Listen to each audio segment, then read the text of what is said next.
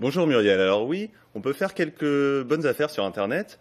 On peut surtout y trouver un choix immense de destinations, que vous choisissiez un séjour tout compris ou bien simplement un hôtel ou un vol brut. Vous pouvez, tout ça est à portée de clic. Mais alors la première chose à faire, il faut prendre quelques précautions. La première chose à faire, c'est de vous fixer un budget. Vous fixez un budget et bien sûr une période pour partir. Ensuite, une fois que vous avez ces informations-là, vous pouvez aller sur un des nombreux comparateurs, et même plusieurs, je vous le recommande. Les plus connus sont Expedia, Voyage SNCF, Kayak ou TripAdvisor. Ils ont tous une application pour smartphone et pour tablette, ce qui est très pratique si vous voulez consulter vos prochaines vacances dans le canapé. Et alors, attention aux comparateurs, le prix le plus bas n'est pas forcément la meilleure affaire. Vous devez vérifier l'ensemble des conditions de voyage. Par exemple, certaines compagnies aériennes facturent en plus le bagage en soute. Donc ça vient s'ajouter au total. Et puis, si un hôtel n'est pas disponible sur un de ces comparateurs, ça ne veut pas dire qu'il est complet.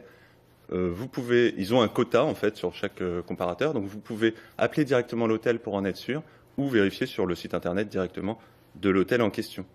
Il faut savoir aussi que les prix changent très vite pour les séjours, encore plus vite pour les avions. Pour les avions, ça peut changer d'heure en heure. En quelques heures, les prix peuvent changer. Donc, ce que je vous conseille, si vous avez le temps, bien entendu, c'est de vérifier régulièrement avant d'acheter.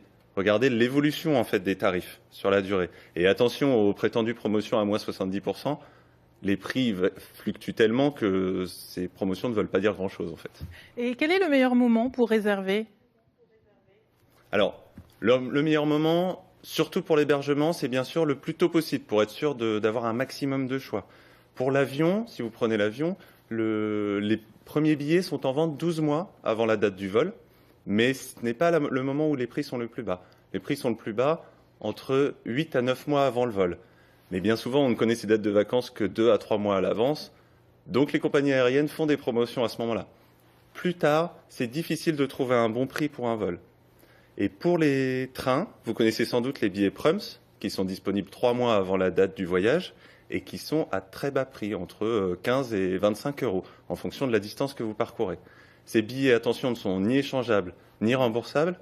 C'est donc pour ça que des sites internet se sont créés, des sites internet qui vous proposent des petites annonces d'achat et de vente de ces billets de train.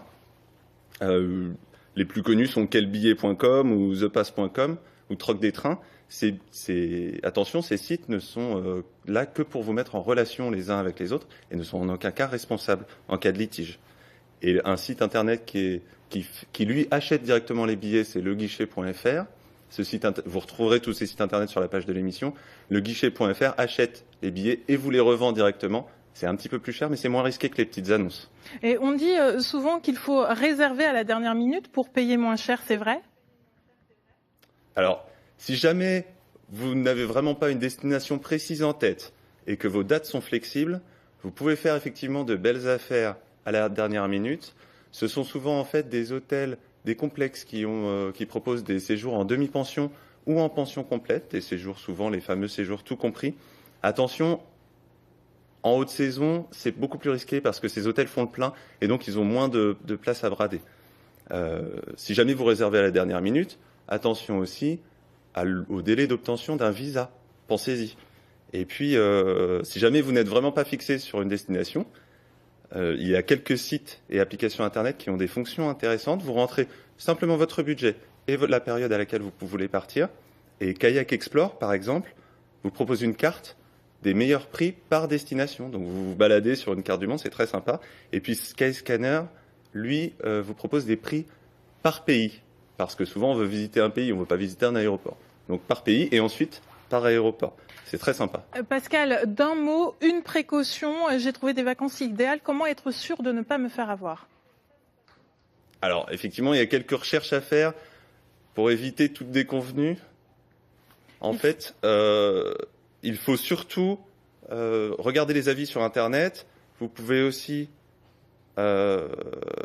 Alors en fait, il faut vraiment prendre des précautions également si on achète un billet via Internet parce que les délais de rétractation ne s'appliquent pas au titre de transport.